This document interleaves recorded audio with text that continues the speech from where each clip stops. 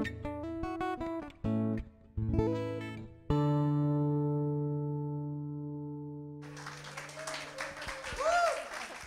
you, Pastor. Thank you, Pastor. Hallelujah. Salamat po, Lord God.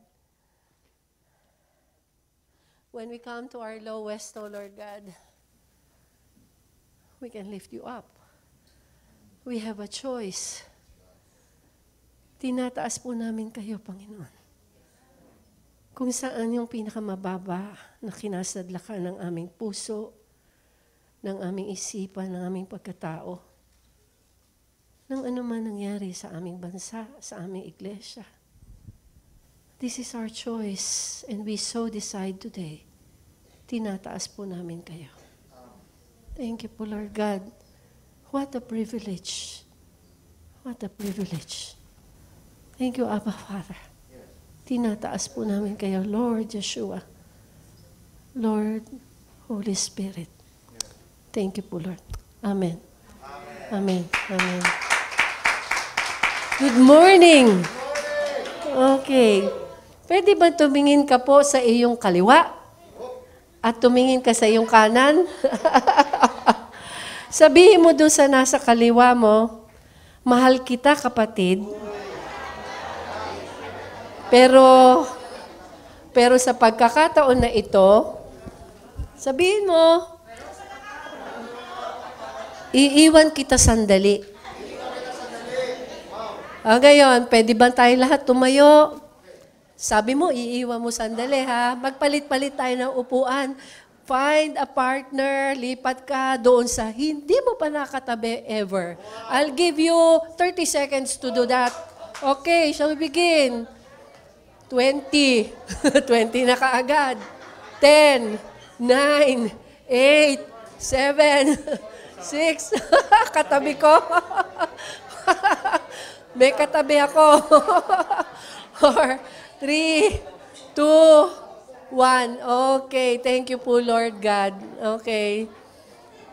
Okay. Okay. This is a family gathering. That is why, kahit ano, pwede natin gawin. May bago ka ng katabi, pwede ka nang maupo. Hindi tayo traditional church. Kung sino yung katabi mo, kung sino yung naging partner mo huli, yun ang katabi mo, ha? Huwag ka magpapalit. Okay. Huwag magpapalit. Hello, Brother Nelo. Huwag magpapalit ng upuan. Okay.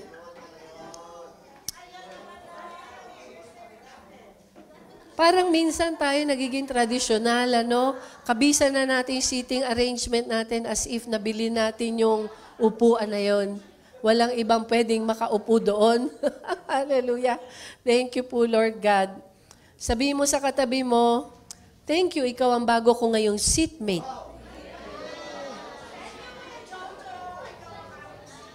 You are now chained to me. Hallelujah. Okay, settle down, settle down. Masyado kayong sumaya doon sa ginawa nating sandali na yon. Okay, may bago kang katabi. Okay. Now listen, ito po ay padala sa akin ng aking ate, yung panganay na kapatid ni Pastor Obet. Now listen carefully, ha, kasi short ano lang ito. Don't step on the ducks. Ito yung title. 3 women die together in an accident and go to heaven. When they get there, St. Peter says, we only have one rule here in heaven. Don't step on the ducks. So they enter heaven, and sure enough, there are ducks all over the place. It is almost impossible not to step on a duck. And although they try their best to avoid them, one accidentally steps on one. Along comes St. Peter with the ugliest man she ever saw. St. Peter chains them together and says, your punishment for stepping on a duck is to spend eternity chained to this ugly man. The next day, the second woman accidentally steps on the duck, and along comes St. Peter, who doesn't miss a thing. With him is another extremely ugly man. He chains them together, and with the same admonishment as for the first woman. The third woman has observed all this, and not wanting to be chained for all eternity to an ugly man, is very, very careful where she steps. She manages to go for months and months without stepping on any duck. But one day, St. Peter comes up to her with the most handsome man she has ever laid eyes on. Very tall, long eyelashes, muscular and thin. St. Peter chains them together without saying a word. The happy woman says, I wonder what I did to deserve being chained to you for all of eternity. The guy says, I don't know about you, but I stepped on a duck.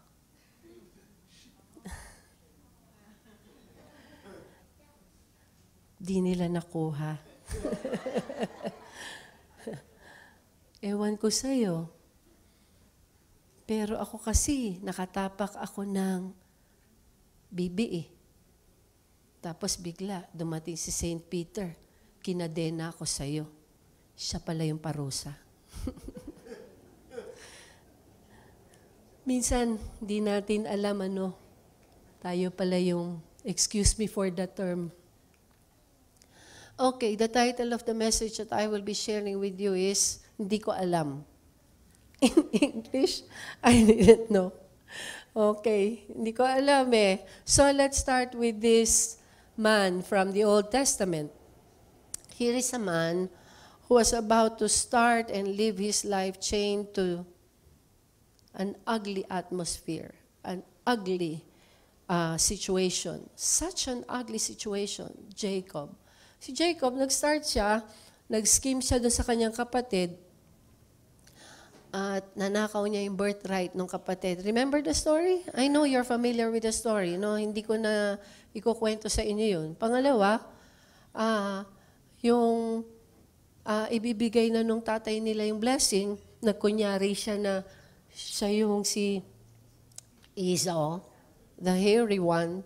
Pagkatapos, nung nagkunyari siya si Esau, napunta sa kanya yung blessing ng kanyang kapatid. You can just imagine, galit na galit yung kanyang kapatid sa kanya. At nanggagalaiti. You think of the ugliest scenario that you can think of. Pwedeng yun ang mangyari kay Jacob. Now, this homeboy, mama's boy if you may call him, is now without home, chained to a situation he would call an ugly situation. Pero sisihin man niya si Esau, ang totoong dahilan, siya rin. Tama? Siya rin. So, let's begin. So Esau hated Jacob because of the blessing with which his father blessed him. And Esau said in his heart, the days of mourning for my father are at hand, then I will kill my brother Jacob. When these words of her older son, Esau, was reported to Rebekah, she called her younger son Jacob and said, your brother Esau is plotting vengeance against you. He's going to kill you. Son, listen to me. Get out of here. Run for your life to Haran, to my brother Laban. Favorite siya nung nanay niya. Naiisip nung nanay niya, galit na galit yung kuya mo. Ako may kasalanan. Kasi naman, kinabitan kita ng balahibo ng kambing. So Jacob left Beersheba and went to Haran. He came to a certain place and camped for the night since the sun had set. 500-mile trek to Haran. From Beersheba to Haran. Now, itong Beersheba, naririnig natin yung linya from Dan to Beersheba. Beersheba must be the southernmost portion of Canaan. Ano po? Hindi masyadong alam yung Beersheba eh. Walang major activity doon. Yung center of activity, nangyari lang noong kwento na ng mga patriarchs. During patriarchal period, Tsaka lang nagkakwento doon sa Beersheba. Yun ang iniwan ni Jacob. At kailangan siyang magpunta doon sa Haran. Kasi bakit? Papatayin siya nung kapatid niya. Ang pangit na sitwasyon. Yung babaeng hindi nakatapak ng bibe, iniisip niya, magdi-dream na siya na ang kanyang kakasamahin sa eternity ay poging-pogi. Maya-maya, iniangkla nga siya doon sa poging-pogi. Pagkatapos sabi, ano kaya ginawa ko? Para siya si Julie Andrews kumakanta. I must have done something good. Nothing comes from nothing. Nothing ever could. So somewhere in my youth or childhood, I must have done something good. Kakanta-kanta pa siya, iniisip niya. May ginawa siyang maganda. Basta't ang alam ko, hindi ako nakatapak. Pag-angkla nung poging-poging mama, ano kaya ginawa ko at ikaw ang binigay sa akin for eternity? Sabi nung lalaki, ewan ko sa'yo. That's the title of our message. Sabi nung nakaangkla sa kanya, ewan ko sa'yo. Bakit? Ako, nakatapak ako ng bibi. Tapos biglang inangkla ako sa'yo. She's the ugliest. Ay, nakuha na rin. Salamat po. Thank you po, Lord. Thank you po, Lord. Na-process na rin. Salamat po sa Lord. Okay. Jacob left Beersheba. Sige po, pakibasa para makainom ako.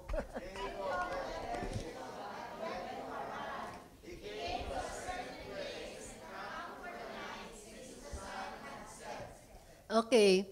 Encamped for the night since the sun had set. Bumaba na yung araw eh. So, nagtakip silim, tawag sa Tagalog? Takip silim. Nagtakip silim na. Bumaba na. So, hindi na siya makaka-travel pa. 3 days journey yun. From Beersheba to Bethel. I looked it up. Here, Jacob was fleeing from an angry brother and facing an unknown future, untrodden paths. Hindi niya alam kung anong mangyayari sa kanya. Pupunta siya sa Haran, although mga kamag-anak niya yung nandun, but he's never been there. Hindi pa siya nakarating doon kahit kailan. At siguro sa kanyang isipan at sa kanyang puso, ano kaya mangyayari sa akin? Siguro habang naglalakad siya, lilingalinga siya. Baka yung kanyang cellphone, ginaganyan niya at tinitingnan niya kung may sumusunod sa kanya. Baka nandiyan na si kuya. Takot na takot siya. Siguro kunyari, nagse-selfie siya, pero sa totoo lang, tinitingnan niya kung mayroong sumusunod ba sa kanya. And all throughout his journey, all he had to depend on was his father's blessing. Because before he left, his father actually blessed him.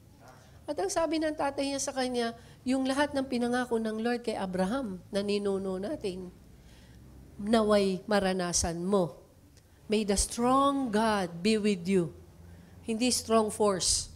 May the strong God be with you. Ang sabing ganon. And from that point on, he would have to walk by faith. So it was a 3-day journey from Beersheba to Bethel. Those first 3 days must have been difficult for him. Ugly. Kasi bakit? Kakatakot yung gagawin niya. Hindi siya masama ng mami niya. Ito problema yun. Minsan yung mama mo, kala, sasamahan ka hanggang wakas, iiwan ka rin. Tapos, ito ay lang baka sumunod si kuya What would I do kapag andyan na si kuya? Paano kung masundan ako ng kuya? Magsasapat ba yung aking food supply? Yung binaon ng mama? Tinitingnan niya yung baon niya. 1, 2, 3, 4, 5, 6, 7, 8, 9, 10. 10 loaves. Sabi niya, sapat kaya ito? Baka hindi sumapat bago dumating sa Haran, ang layo nung Haran. So when he decided to spend the night at Bethel, wala siyang choice eh. Andun lang siya. So he camped there for the night. From Beersheba to Haran, nag-stop over siya doon sa Luz, which is called Bethel. Ano? Nag-stop over siya doon for the night, kumuha siya ng isang bato, nilagay niya doon sa kanyang ulunan. Ginawa niyang unan. At nung ginawa niyang unan, nakatulog siya kaagad, siguro sa pagod. Alam mo yung pagod, minsan kaya niyang mapagtagumpayan yung takot. Stronger yung pagod kaysa sa takot. Kaya kahit natatakot siya, nakatulog siya. At eto po mahalaga, no? Na pinapakita rito. Sa gitna ng pagod at takot, mayroong mas makapangyarihan. Pag gusto kang kausapin ng Lord, kahit takot ka, at kahit panganib pa, kahit na hindi mo alam ang gagawin mo, pag gusto kang kausapin ng Lord, kakausapin ka ng Lord. Kahit doon sa pinakapangit na senaryo na naangkla sa'yo, kaya kang kausapin ng Lord. So, while spending the night there, bigla-biglang na naginip siya. Ganda naman, ano? He saw, I think it's here. Now Jacob went out from Beersheba and went toward Haran. So he came to a certain place and stayed there all night, because the sun had set. And he took one of the stone of that place and put it at his head. And he lay down in that place to sleep.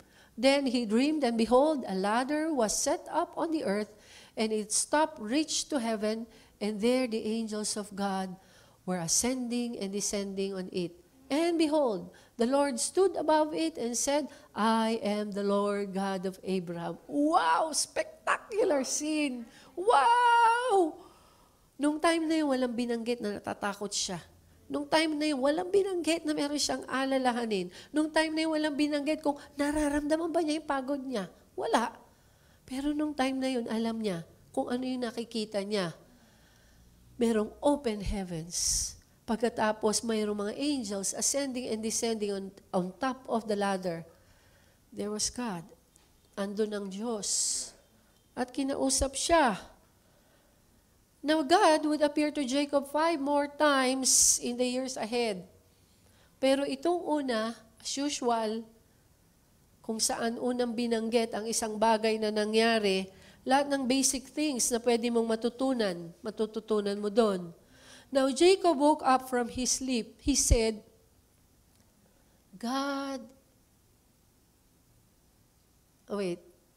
basahin na muna natin ito. Your father and the God of Isaac, the land on which you lie, I will give to you and your descendants. Also, ito yung sinabi ng Lord sa kanya doon sa dream. Also, your descendants shall be as the dust of the earth. You shall spread abroad to the west, and to the east, to the north, and the south, and in you and in your seed, all the families of the earth shall be blessed. Behold, I am with you, and will keep you wherever you go, and will bring you back to this land. Wow! For I will not leave you, I will stick with you, until I have done what I have spoken to you. Then Jacob awoke from his sleep and said, Surely the Lord is in this place, and I did not know it. And he was afraid and said, How awesome is this place? Surely the Lord is in this place. Ang kasunod, yung pinakapangit na sinabi niya, andito ang Lord pero hindi ko alam. Di pala ako nag-iisa all along. 3 araw na akong iyak ng iyak. 3 araw na hirap yung damdamin ko. Hindi ko alam. Yung pala kasama ko, Lord. Hindi ko alam. This place is awesome. Where I realize kasama ko ang Diyos. Di ka iniwan ng Lord kahit kailan. Kahit sa pinakamalungkot na pagkakataon ng buhay mo, di ka iniwan ng Lord. Nakakahinayang kung di mo alam. Tama po ba? Nakakahinayang kung di mo alam. He said, God is in this place, truly. And I didn't even know it. Ang lungkot doon sa mga bagay na hindi natin alam. Ano po?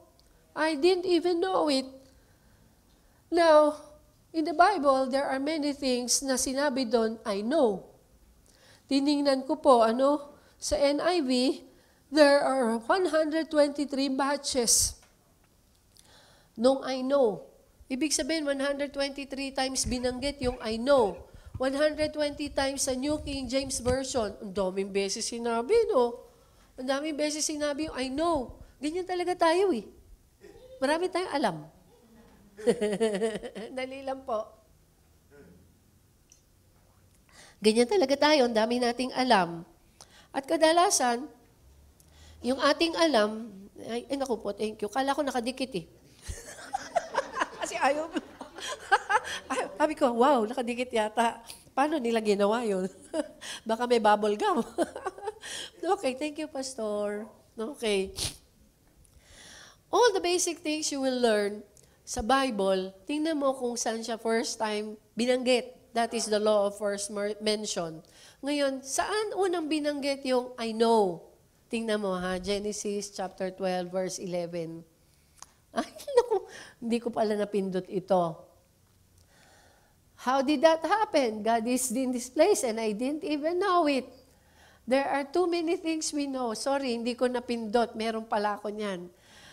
123 matches for the word I know in NIV, New International Version. New King James, 120. In the law of first mention, tingnan natin kung saan unang binanggit yung I know. Genesis chapter 12, verses 11 to 13. As he was about to enter Egypt, he said to his wife, this is Abram, Sarai, I know what a beautiful woman you are. When the Egyptians see you, they will say, this is his wife. Then they will kill me, but will let you live. Say you are my sister, so that I will be treated well for your sake, and my life will be spared because of you. Nung unang binanggit yung salitang iyon, yung kataga na yun na, alam ko, I know. Alam mo yung I know, parang, ang talino mo, alam mo eh. Alam mo yung I know, parang, mas smart mo, alam mo eh. Alam mo, pagka sinabing I know, parang, ikaw leader namin, alam mo eh. Pagka sinabing I know, sa iyo magtatanong. Kasi alam mo eh. Pag sinabing I know, parang, dami mong tagahanga, sikat ka. Diba? I know. Pero dito, ano tinuturo sa Bible? What is the basic thing that we need to learn? Pag tinignan natin, saan unang minention yung I know? Ang unang tinuro dito si Abram. Ang unang nagsabi ng I know ever sa Bible. At ang sabi ni Abram, I know how beautiful you are, my wife. Alam ko, ang ganda-ganda mo eh, darling. Ngayon, darling, pagpasok natin dun, huwag mo sabihin, darling kita. Sabihin mo, kuya mo ko. Napapayag niya si Sarah kasi kuya. Kung sinabi niyang ate kita. Hindi papayag yun. Armageddon. Pero alam niyo, nakakatawa to, no? Pumayag naman si Sarai. Alam mo, kadalasan doon sa alam natin, doon tayo napapahiya. At kadalasan doon sa alam natin, doon tayo nasisemplang. Alam mo, si Abram, ang lakas ng loob niya kasi bakit? Alam niya. Sabi ko sa inyo kanina, mapala tayo, nakakaranas tayo ng pinakamalalim na kasadlakan. Dahil pagkakataon mo yon, you are being positioned by the Lord into that unique position where you can lift the Lord up. Doon sa hindi natin alam, pinoposisyon tayo ng Lord doon sa siya ang nakakaalam. Amen. Buti na lang hindi natin alam lahat. Amen. At tumingin ka sa katabi mo, tingnan mo, sino kaya sa inyong dalawa ang nakatapak ng bibe? Hindi ka makaget over doon, pastora. Talagang nung sinend yun sa akin nung ate ni Pastor, sabi ko, hak, hak, hak. Har, har, har. Ha, ha, ha. Nung hindi na ako makaget over, sabi ko na, hu, hu, hu. Di ako matigil eh. Nakakanda, iyak na ako, kakatawa. Sabi ko, ate, kailangan ko yan. Kailangan mong matawa eh, minsan, ano. Pero ito, ngayon, sabi ko, nakakahiya naman sa Lord minsan, na sinasabi nating alam natin. Mabuti na lang ang Lord ay isang makapangyarihan Diyos, mapagpatawad na Diyos, Diyos ng pag-ibig, Na minsan kahit na parang ang taas-taas ng tingin natin sa ating sarili, alam natin yung ating gagawin. Kahit di tayo magtanong, we know our way. Minsan nakakahiya at nakakatakot yung ganun. Kasi tingnan mo si Abraham, kung saan unang ginamit yon, all the basic things that we need to learn about the Word, you learn it where it was first mentioned. I know how beautiful you are. Minsan yung maganda sa atin, doon pa tayo napapahamak. Minsan kung ano yung gusto natin, o yung sa tingin natin, magbe-benefit tayo, doon pa tayo napapahamak. Kasi tayo yung may alam. When they see you, they will say, this is his wife. Then they will kill me. Say you are my sister. Say I am your kuya. Then I will be spared because of you. Thank you, my darling, if you can do that for me. Say you are my sister so that I will be treated well. Minsan, ang dami nating alam.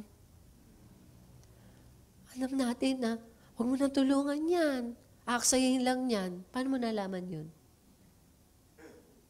Huwag ka nang umatin. Yun uli ituturo. Paano mo nalaman yun? Huwag mo nang bigayan. Meron ka ng offering, magta-tithes ka pa. Dami nating alam. Huwag ka dyan mag-invest. Ito gawin mo. Huwag ka makinig kay pastor. Ayun na naman. Huwag ka na mag-prayer meeting. Ang dami naman prayer meeting. May 8 watches na, may prayer meeting pa, may militia pa. Huwag ka na umaten dyan. Ang dami nating alam. Minsan sa dami nating alam, yun pala yung kailangan natin. This is none other than the house of God. And this is the gate of heaven. Alam mo, kung intercessor ka, may understanding ka ng gate. Kasi unang itinuturo sa isang intercessor, how to pray through the gates of time. Time is a gate. Every situation is a gate. Even your whole being is a gate. There are 3 gates in our being. Spirit, soul, and body. There is a gate in your spirit, in your soul, in your body. Point of exit and entrance yung gate. Tapos sabi ni Jacob, this is the house of God, none other than the house of God. And this is the gate of heaven. The entry and exit point of heaven. Wow! Entry at exit point ng heaven, then all the spectacular things can happen there. Why? It is the gate of heaven. Pag may nakapaskil sa billboard, concert, ganong date, ganong oras, eksakto, yun yung date, yun yung oras. Pagpasok mo doon sa auditorium na yun, pwede mong i-expect yung spectacular na show. Nandun kasi sa billboard. Pagpasok mo. Pero pag nandun ka sa labas, wala kang spectacular na mapapanood. You see how important gates are? Gates, napaka-crucial nun. Kasi bakit? Hanggat di mo pasok, hanggat hindi mo pasukin, hindi mo makiklaim yung nandun sa kabila. Ito yung realization kay Jacob, this must be the gate of heaven. At in-equate niya yun doon sa, this is the house of God. This is about the fulfillment of divine purpose. Thank you, teacher, kanina sa Sunday School, Teacher Mean. This is about the fulfillment of that divine purpose, bringing the kingdom on heaven here on earth. Na kung saan, yung gate na yon, dahil ikaw iniwan dito ng Lord, ikaw magmamando. Wow, at doon sa kingdom na yon, kung ano yung papasukin mo, kung ano yung talian mo, kung ano yung pakawalan mo. Tama ba? Ang simple naman nun. Ang simple naman nun. On earth, as it is in heaven. Kaya merong gate Kaya merong gate. Hindi basta-basta mangyayari ang isang bagay. Hindi gate crusher ang Lord. Kaya hindi niya basta-basta mapangyari sa atin yung maganda at mabuti unless you allow. Remember in the book of Genesis, who are you? Yun ang tanong ng kingdom, gospel ng kingdom. Who are you? Ikaw yung sinabihan ng Lord na take dominion. That's the gospel of the kingdom. The next morning, Jacob took the stone, set it up as a pillar, and oiled it, and calling it the house of God, the gate of heaven. Nilangisan niya pa yon. Gate, katulad ng sabi ko sa inyo kanina, is a point of entry and exit. It is an access. Ang sabi niya, andito ako, access ito ng langit, access ito ng bahay ng Diyos. Hindi ko alam. Hindi ko alam. Sayangs naman, plural. Sayangs naman. Bakit? Alam niya, ang daming pwedeng magandang mangyari sa bahay ng Ama. Ang problema, all 3 days, ang nag-absorb sa kanyang isip, bahay ni Kuya. Kakapanood mo ng PBB. Alam mo, minsan, yung access na yun, iisipin mo, andyan lang pala. Andyan lang pala. It brings you from one territory to another territory. That's the gate. Yung gate na yan, yung nasa baba, kanina may nagdingdong. Ibig sabihin, may tao doon sa baba. Tama? Hindi siya makaka-access dito unless one of you would go down and open the gate. Bakit? Meron tayong karapatan, meron tayong authority na papasukin, yung papapasukin natin. At yung hindi natin papapasukin, hindi pwede pumasok. Tama. Sabi ni Jacob, this is the house of God. This is the territory of God. Ang territory, ang maganda, kung sino yung sumakop, siya na susunod. Kung sino yung sumakop, kanya yon. Kung sino ang may-ari nun, siya masusunod doon. Ngayon sabi niya, eto, ang masusunod dito, ang Lord, doon hindi. Gate Gate. Dito kung ito sa Diyos, dito pinagpala, doon hindi. Dito may ulan, doon wala. Dito may pagkain, doon salat. Dito may ayuda, doon wala. Alam niyo po, territory. It brings you from one territory to another. Iba may-ari sa kabila. Kaya kung ano manifestation doon, depende sa kung sino may-ari doon. Si Jacob, he learned it. Sabi niya, iba may-ari doon. Ito may-ari nito ang Lord. Sa Lord to. Kaya mo ba sabihin kung ang isang gawain ay sa Lord o hindi? Kaya mong sabihin yun. Bakit? Alam mo, hindi katulad ni Jacob, how awesome is this place? This must be the house of God and I didn't know it. Ikaw, alam mo bang bahay ng Diyos ito? Sa New Testament, ang bahay ng Diyos, even in the Old Testament, ang bahay ng Diyos, bahay dalanginan.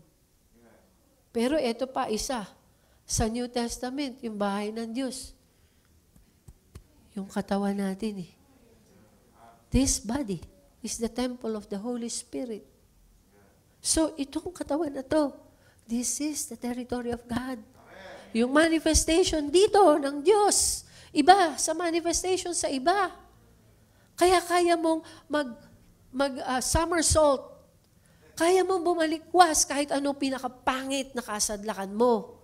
Kaya mong bumangon. Kaya mong i-turn into something beautiful yung ugliest na karoroonan mo. Amen? So, tayo, dapat alam natin yun. Yung territory na yon, you will have to live by the rules nung territory na yon. Kung saan ka nakabilang na territory, you will have to live by the rules. Tama ba? Pagka nasa Middle East ka, pwede ba ikaw mag-ano doon, kung ano suot mo? Iba. You will have to live by the rules na sinasabi nila sa iyo. Nung nagpunta kami sa Bangladesh, di ba? Bumili pa kami ng mga blouse na mahahaba. Kasi bawal doon yung maigsi. Bumili kami ng mga blouse na takip hanggang dito, takip hanggang dito.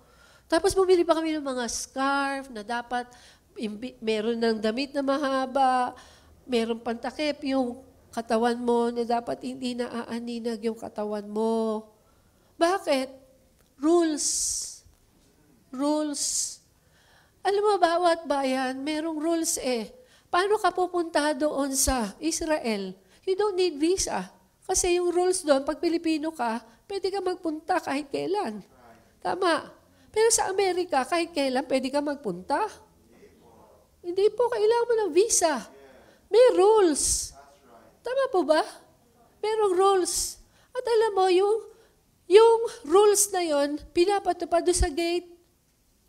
Punta ka sa airport, may ticket ako. Business class. Ay mo ko papunta sa Amerika. Ewan ko sa'yo. Pero pag wala kang visa, kahit 10 pa, ticket mo. Kahit binayaran mo pa yung buong business class section, hindi kita pwede papunta sa Amerika. Bakit? Rules must be obeyed. Kailangan may visa ka. Alam mo yung gates natin sa buhay natin, ganun tayo, hindi gate crusher ang Lord. Gusto kang pagpalain ng Lord, may gate. Gusto kang pasayahin ng Lord, may gate. Gusto ka ng Lord bigyan, gusto kang paramihin, gusto kang, ang daming gusto ng Lord. Lahat ng awesome. Remember, we are awesomeites. 3 days, bahay ni Kuya nasa isip niya. Pero sabi ng Lord, oops, teka lang anak, pagdating sa gate na to, anak, tulog ka muna. Kaya kailangan tayo patulugin ng Lord eh. Ang problema sa atin, dahil sa dami nating alam, gusto na natin, gawin na yung alam natin. Ayaw natin magpahinga. Kaya may Sabat.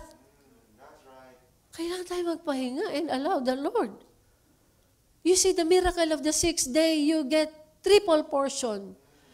A miracle, a portion enough for 3 days.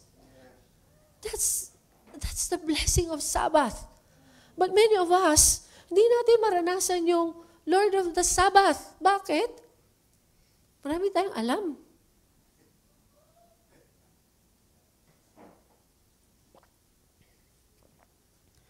Marami po tayong alam. Hindi ka magugulat kay Pastor Obet na ang layo ng narating ng ministry niya. Amen?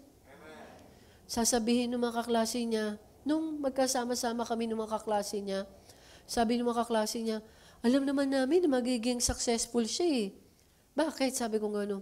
Class valedictorian namin siya eh. Yun ang sabi ng mga kaklase niya. Alam namin eh. Pero we know in our hearts. Diba? We know in our hearts na kahit gaano ka katalino, yung alam natin will amount to nothing. Ang mahalaga yung ano sinasabi ng Lord. Amen. Dahil ang rules ng Lord, walang kulelat. Bakit? Kawawa naman yung mahinang umintindi. Tama. Kawawa naman yung nakatapak sa bibe. Bumalik ka na naman doon, pastora. Pag tinanong kayo ni Pastor B-Boy sa 1 linggo, ano natutunan nyo sa mensahe last week? Huwag tumapak sa bibe. Lagot kayo sa akin pag yan na sinabi nyo. Deuteronomy chapter 6. Alam mo yung Deuteronomy chapter 6, sinabi dyan yung mga statutes and judgments. Kakabasa lang natin yan nung isang araw, ano? Sa New King James Version, yun. Pagdating sa NIV, commands, decrees, and laws. Alam mo, sinasabi to ng Lord, dahil akin kayo, you will have to live by the commands, decrees, and laws that I will tell you. Yun ang sabi ng Lord. Kaya pag born again, sabi nila, ayoko ma-born again. Bakit? Bawal yung ganun, bawal yung ganito. Ayoko sa drugs ko. Bakit? Bawal mag-boyfriend, bawal mag-girlfriend. Pagka lang naman nag-aaral ka pa eh. Pagtapos ka na mag-aral, may trabaho ka naman, ligaw ka, magpakasal ka kinabukasan. You cross boundaries, man. You cross boundaries. Alam mo yung boundaries na yon, i-acknowledge lang natin yung kapangyarihan ng Lord. Mahirap ba yun? Mahirap ba yun? The house of God is the gate of heaven. This is the house of God. This serves now as the gate of heaven. At kung ano yung gusto ng Lord mangyari dito sa lupa, mangyayari through you. Sons and daughters in the house of God. What made Jacob say it is the house of God? Number 1, ano nakita niya? He saw an access to heaven. You become an access to heaven. Wow! Hallelujah! You are an access to heaven. Hindi yung pag nakita ni eto na naman yung anong to. Jam. Pag nakita nila, wow, buti na lang dumating ka. Gusto ka namin kasama. Buti na lang dumating ka. Ikaw yung lagi nalilibre. Hindi yung nagpapalibre. He saw an access to heaven. A ladder, there was a stairway. Kung ano man ang gusto mong itawag doon, there was a stairway. It was open. Wow! Hallelujah! Thank you po, Lord. Thank you po, Lord. Pangalawa, he saw the angels of God ascending and descending, ascending and descending. In this house of God, there is much angelic activity. The angels come to minister to you.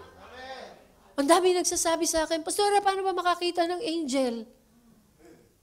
Tumingin ka lang. Kasi bakit? Nandiyan na sila. Kasi sabi doon sa book ng Hebrews, are they not ministering spirits? Sent by God to you? Dito kailangan pa siyang matulog para makita niya yon. Dahil bakit? Paggising siya, ang nakikita niya, yung alam niya.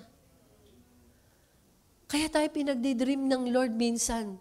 Kasi hindi natin kailangan yung nakikita ng ating mata para makita natin yung gusto ng Lord na pakita sa yung realidad na supernatural. Alam mo yung reality sa atin is the supernatural. Amen. Mahirap ba yun? Pag sinabi naman, recently doon sa CCM, yung fellowship natin ng mga call center agents, doon sa fellowship na yun, pambihira. 35 daw ang a-attend doon. 35 na packs ng food, naka-box.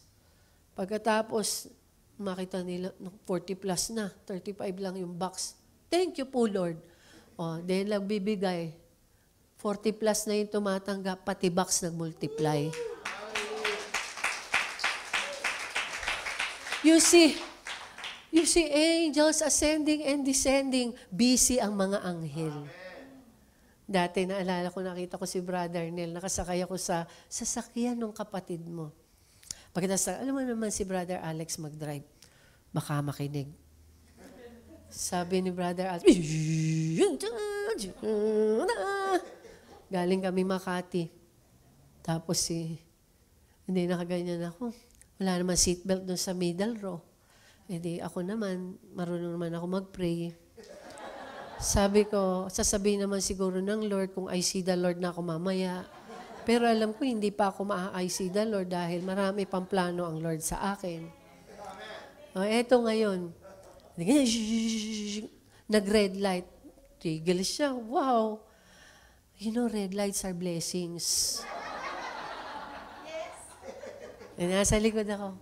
Kinalabit ko, I tapped him on his shoulder gently. Gently and sweetly. Ay ko, Brother Alex, alam mo, yung mga angels na naka-assign sa'yo, busy. Sabi, bakit? Sabi nga ni Brother Alex. Sabi ko, wala lang. Wala lang. Sabi ko, gano'n. Alam mo yung mga angels, nagmi-minister yan to keep you safe, to protect you, to keep you secure. Para yung blessings para sa'yo, makadating sa'yo. Alam mo, i-acknowledge mo yung mga ganun, alam mo? Kasi bakit? Kahit doon sa mga hindi mo alam, may mga angels all around. Di ba? And I know that there are angels all around. Wow! Hallelujah! Pambihira! Kung walang angel na nag-minister sa'yo, baka hindi yun ang napangasawa mo. Kung walang angel na nag-minister sa'yo, baka hindi ganun ang naging negosyo mo. Tama. There are angels ascending and descending. There's angelic activity. And where the angels are most active, yun yung lugar na pinakamarami kang pangangailangan. At alam ng Lord yun. Daniel chapter 10, angels relate to us. Pag-aralan natin ang book of Daniel. Nasa chapter 11, part 2 na tayo, no? Daniel chapter 10, pinag-aralan natin doon. That the angels relate to us according to how much we love the Lord. Mas in love ka sa Lord, mas mahal mo ang Lord, mas agresibo mga angels naka-assign sa'yo. Wow! Ang tindi!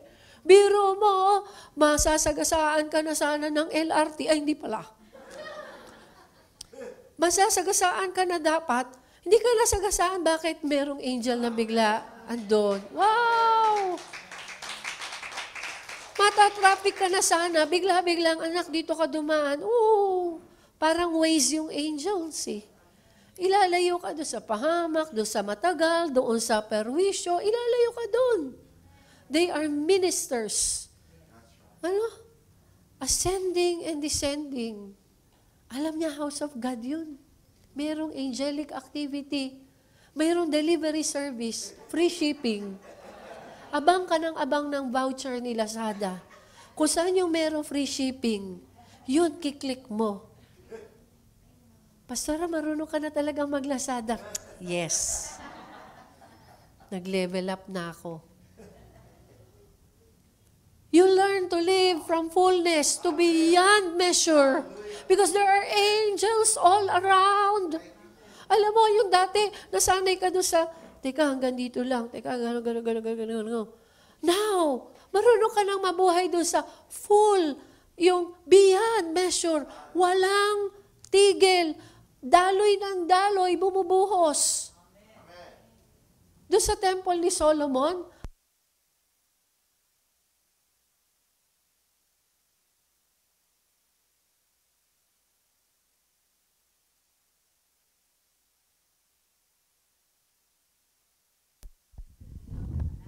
at makaabot ako sa Robinsons, Magnolia. Hello. Okay. Hello. Hello. Wala pa rin. Hello. Okay. Thank you po, Lord, for that. Salamat sa lahat ng mga nag-a-assist. Now, doon sa Solomon's Temple, alam niyo, ang daming provisions ng Lord doon nung gagawin yung templo ni Solomon. Nung una, binibilang pa nila. Nung una, tinitimbang pa nila yung ginto, yung pilak, yung bronze. Nung una yun. Bandang huli, ano natin bilangin? Ang sumunod na binilang na lang nila yung lalagyan. Ilang warehouse. Pambihira. Offerings. Pagdating doon sa offerings, manifestation to ng house of God. Kasi yun yung house of God na tinayo. Manifestation ng measure, ano? Sabi doon yung offerings daw. Di ba, mayroong brazen altar, ano? Doon ilalagay mga offerings. Nakabasa na kayo na sin, burnt, sacrificial offerings, 20 bulls. Ano? One bull. Di ba? Ano? Pagkatapos merong area na 3 bulls, merong 20 bulls. Pagdating kay Solomon, alam mo, kinonsecrate niya yung middle part of the temple. You know why? Kasi di mabilang yung offerings. Wow! Alam mo sa main church, pag maagang natapos yung mga money counters, ang lungkot. Alam niyo na kung bakit. Tapos pag lumabas na yung galing sa office, tapos na kayo magbilang? Sigurado kayo, tingnan nyo sa ilalim, baka may nasingit. Bakit? Ang daling nauubos yung binibilang.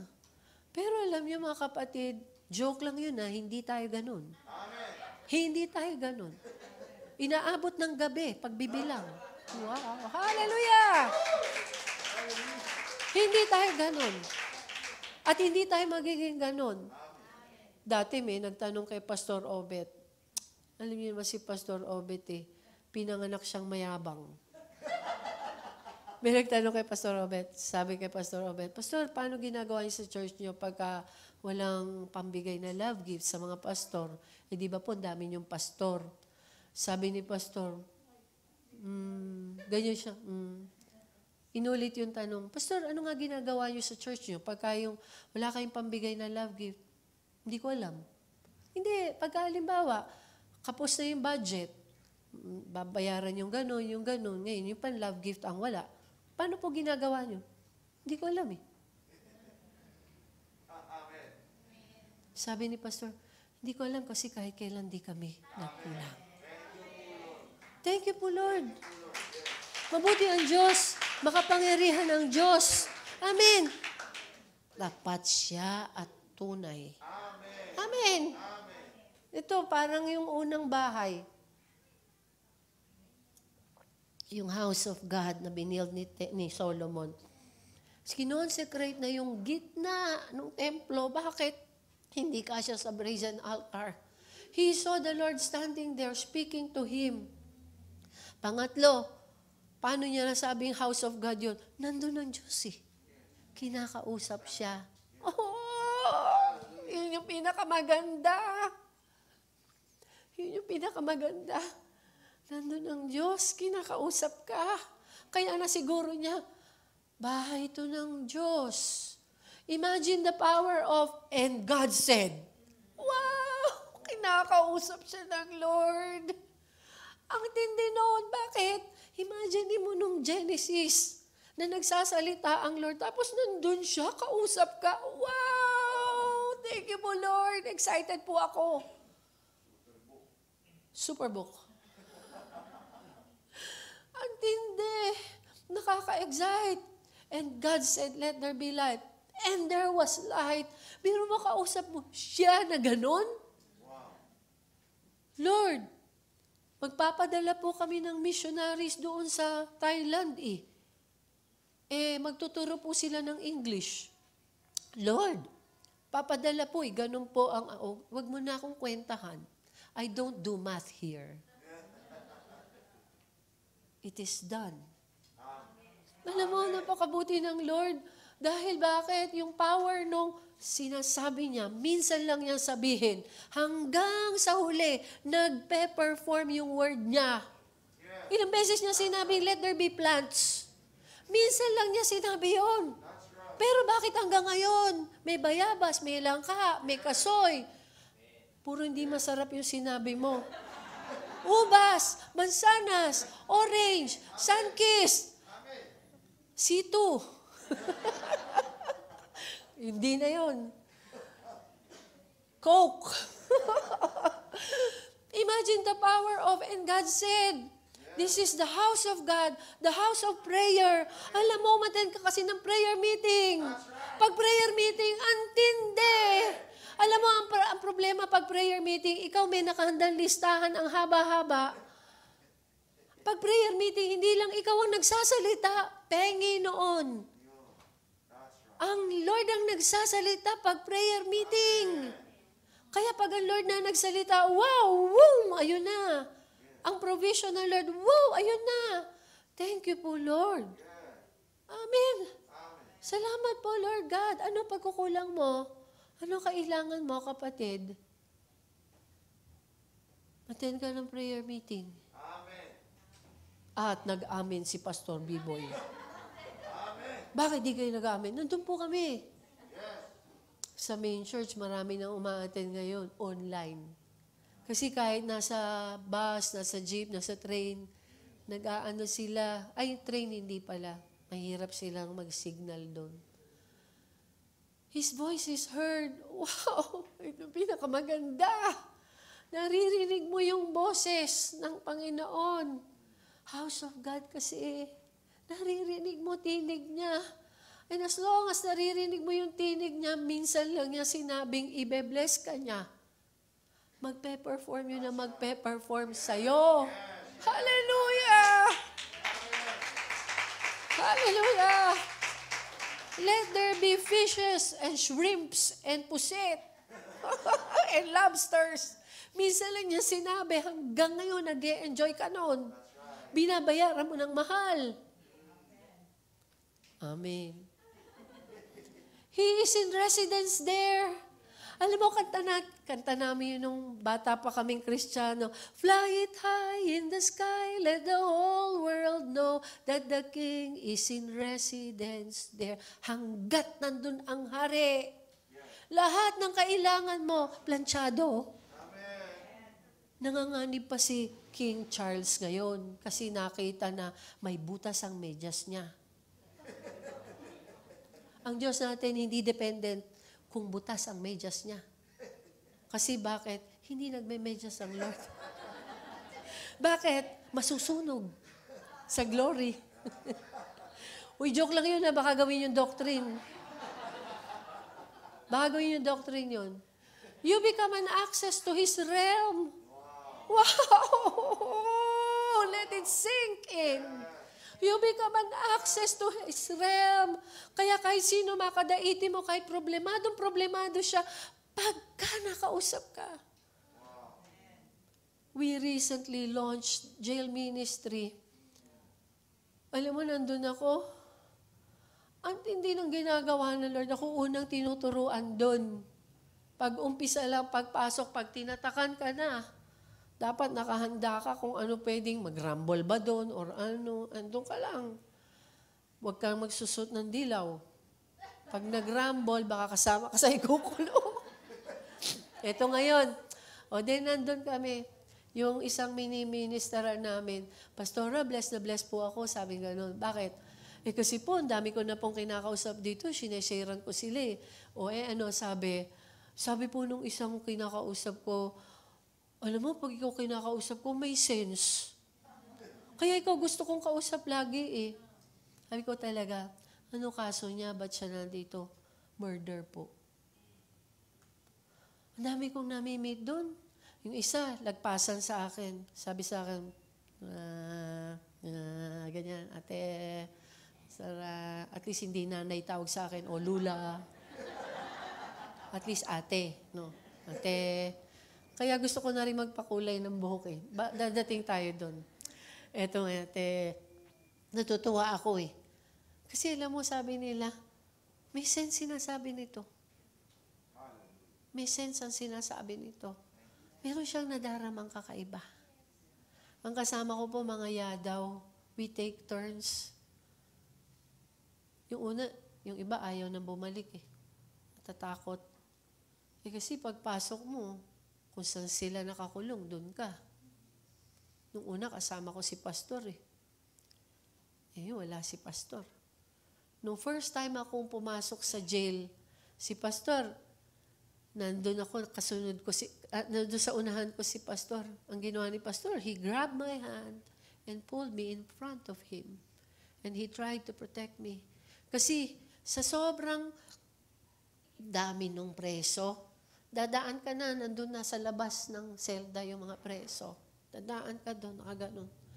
Dadaan ka doon, nakaganon. Kaya si pastor, he grabbed me by the hand and pulled me in front of him. Tapos nakaganon, sige darling, gusto ko nakikita kita. Alam niyo, the angels are there. Rough ang buhay doon. Pati mga salita, rough. Ang mga tao doon, rough. Pero ito ang isang napakaganda. You know, once you are there, it becomes the house of God. Where love overflows. May dala-dala kang isang ganyan na adobo na niluto mo. Ate, sarap. Yung kahimay-himay na gano'n, paghahati-hatian nila yon. Doon po kami nagmi-minister sa pinakamatindi doon.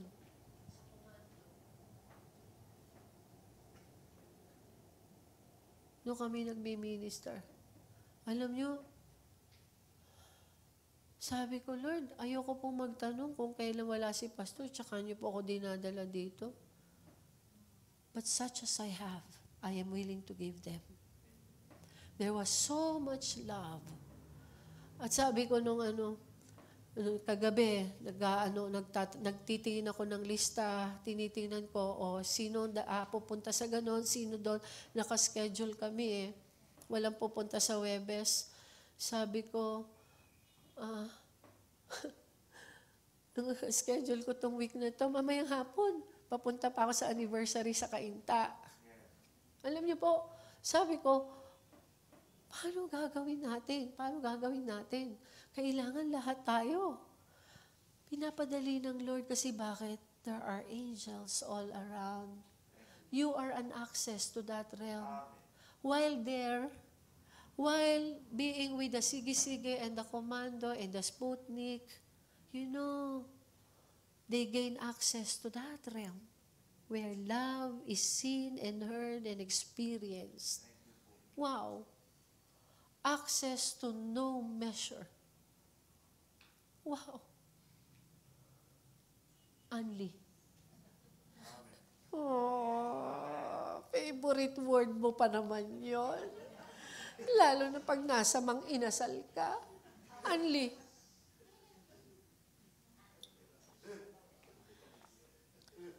Unlimited rice. Point of entry and exit. It sets the boundary between heaven and earth. Biro mo yun. It sets the boundary. Ito yung truth dito. Ito yung facts dito, I mean. Pero the truth is, ayun no? Ito yung facts. Ganito buhay dito. Mahirap na. Traffic, meron ganito. Meron gano mga problema. That is the facts. Yun yung facts. Pero meron truth. You bring the truth down here. Tama. Tama. Choice yun. Yung boundary, ikaw nandun sa boundary. Sana nakukuha nyo. That's raw power. Kapatid. That is raw power. Binigay ng Lord sa'yo.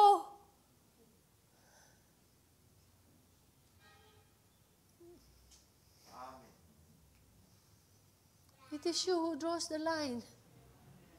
Nasa sa iyo. Nasa sa iyo. Ikaw yung nagko-call, ikaw yung tagasabi kung ano ang pwedeng mangyari. And I would like to bring you here. Malapit na akong matapos, mga kalahating araw na lang. I will give you the keys of the kingdom of heaven. Whatever you bind on earth will be bound in heaven. Simple. Tama? Hindi ka nakakatok. May susi ka eh. Oh. Yung kingdom ng heaven kasi bakit? Ikaw yung house of God Kakatok ka, tok-tok, may tao. Ikaw yung tao. Sa iyo kumakatok. Sasabihin ng Lord, uy, may pangangailangan daw. Ikaw. Tama. Pambihira, kapatid. Bago na papel mo ngayon, ano yung sabi mo kanina? Main cast? Ano sabi mo kanina? Oo. Hindi ka extra. Ikaw yung bida. Ikaw si FPJ ba? Ikaw si FPJ ba? Alam mo yun? And whatever you lose on earth will be loosed in heaven. Kalagan mo ng kalagan lahat ng maganda at mabuti. Kalagan mo ng kalagan. That's raw power, brother. That's raw power, sister. Did you see that? Amen. The keys of the kingdom of heaven. Wow! Thank you po, Lord. The keys. Tanong, what's the difference between kingdom of God and kingdom of heaven? Ano difference nun? Nagtuturo ng Sunday school yung isang kapatid. Akalain mo, meron ba kayong tanong? Sabing ganun. Akalain mo, ando naman yung teacher, ako tinanong. Pastor, ano po difference ng kingdom of God at kingdom of heaven? Ano nga? To be continued. Siret. Hindi ba yung kingdom of God, sinasabi yung sino yung Diyos doon, territory niya yon. Yung kingdom of heaven, doon siya nakatira. House of God yun. Kapatid, kung ikaw house of God, tapos naging territory ka ng Lord kasi nag-overlap yon. Gaano ka powerful? Kahit saan kadalhin ng Lord, you carry with you that power. You carry with you that authority. Kahit nasa tingin ng iba, parang walang kakalabasan ito. Go ahead, you size me up. What's the matter with you? Ewan ko sa'yo. Ako, hindi ako nakatapak ng bibe. Bumalik na naman. We started with, I didn't know. Right? And actually, yun ang title ng mensahe ko eh. I didn't know. We started with that. Hindi natin alam yung access eh. Hindi natin alam na merong activity ng angels. Hindi natin alam yung raw power na meron tayo. Hindi natin yun alam eh. Kanina. Pero pag uwi mo, alam mo na. Amen. Wow! Alam ko na! Sabihin mo, now I know! Now I know! Now I know! You do not just know the truth. You do not just know the fact. You know the person. Now I know whom have I believed and am persuaded that He is able to keep that which I've committed unto Him the end of days. Blessed assurance, Jesus, you are mine. Wow! What a privilege! What glory! Amen! I would like to end with this. Romans 8:26. Totoo na to. Ending na to. Romans 8:26. Likewise, the Spirit also helps in our weakness, for we do not know what we should pray for or as we ought. Alam mo, ito yung isang binanggit na talagang di natin alam. Minsan hindi natin alam paano tayo magpe-pray. Dinanas mo yon? Dinala ko ng Lord dun eh. Nung dinala ko ng Lord dun, so hindi ko alam pagpe-pray ko. Para sabi ko, valley of the shadow of death ito. Hindi ko alam pagpe-pray ko eh. Nung hindi ko na alam pagpe-pray ko, binukas ng Lord to Romans 8:26. We do not know what we should pray for as we ought. But, thank you for the but. But the Spirit Himself makes intercession for us with groaning which cannot be uttered.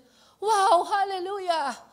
27, and He who searches the hearts of men knows what is in the mind of the Holy Spirit, what His intent is.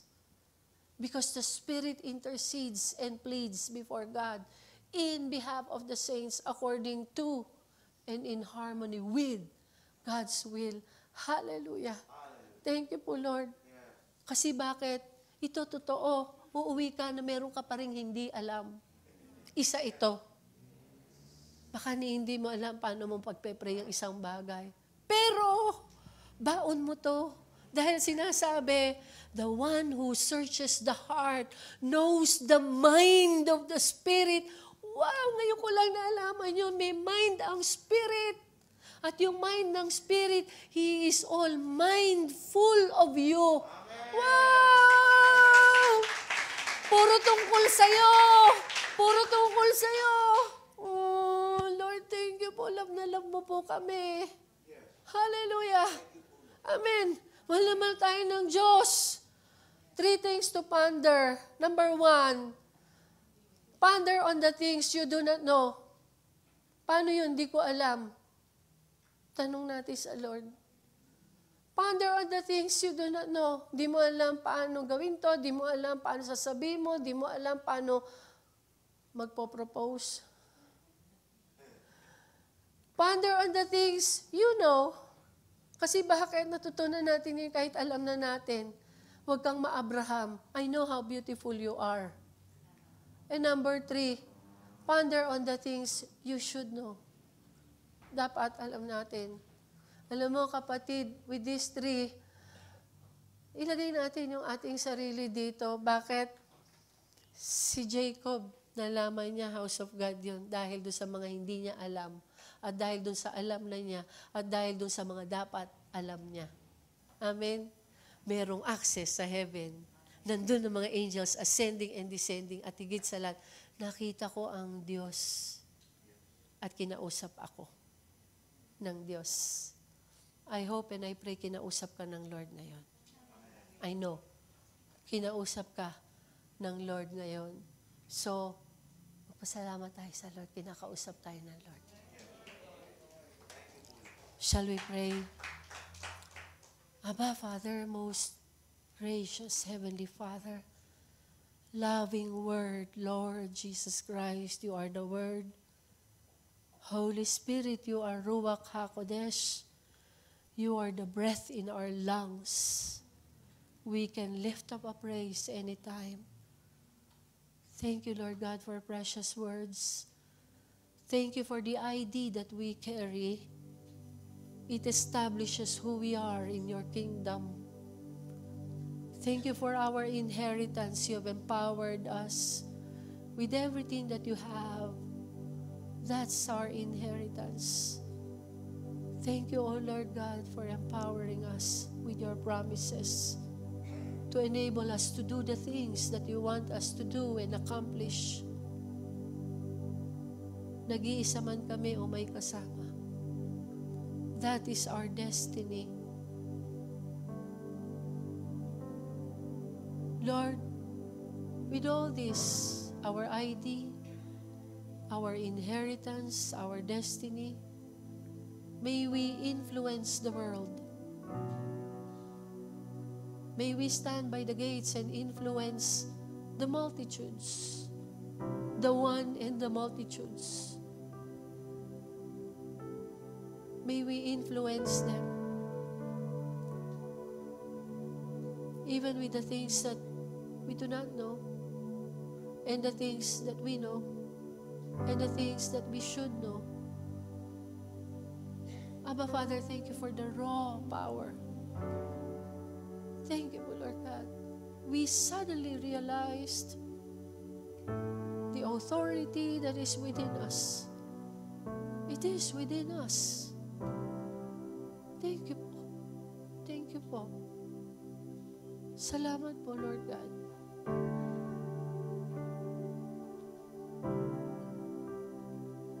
Grant us the spirit of excellence, O Lord God, that we may excel, O Lord God, in the things of heaven and on earth. And as we stand on this boundary,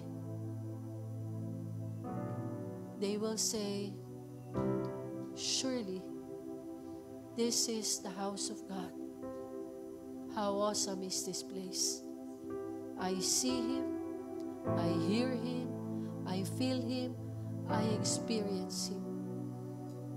Wherever we are, tuwing titindig kami, they will see you, they will hear you, they will feel you, they will experience you, and they will be influenced by you.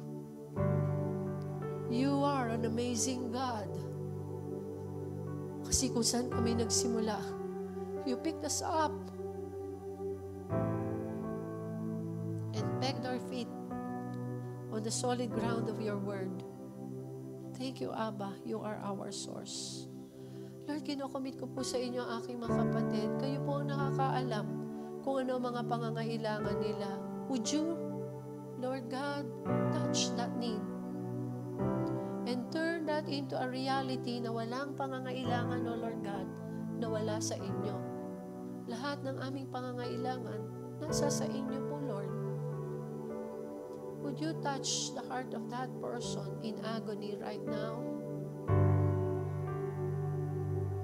I cannot ask you to remove or take away the pain, but I can only ask you to be God for him, to be God for her. Lord, in Yeshua's name I pray and I declare that each one in this room would just be willing, O Lord God, to live with the standards not of the measure na nakalakihan namin, but we will start to break down walls and start living beyond measure. We serve an infinite God. You are a great, great, big God.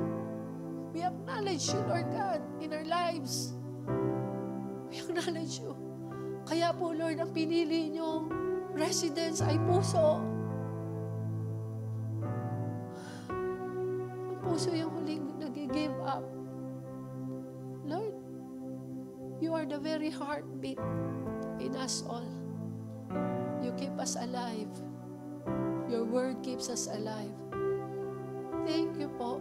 Thank you po. Thank you po. Lord, in-entrust ko po sa inyo aking mga kapatid. They will never be the same again. Dahil ngayon alam na nila kung sino po sila sa inyo at sino kayo sa kanila. Thank you po, Abba Father. Thank you, Lord Jesus. Thank you, sweet, sweet Spirit.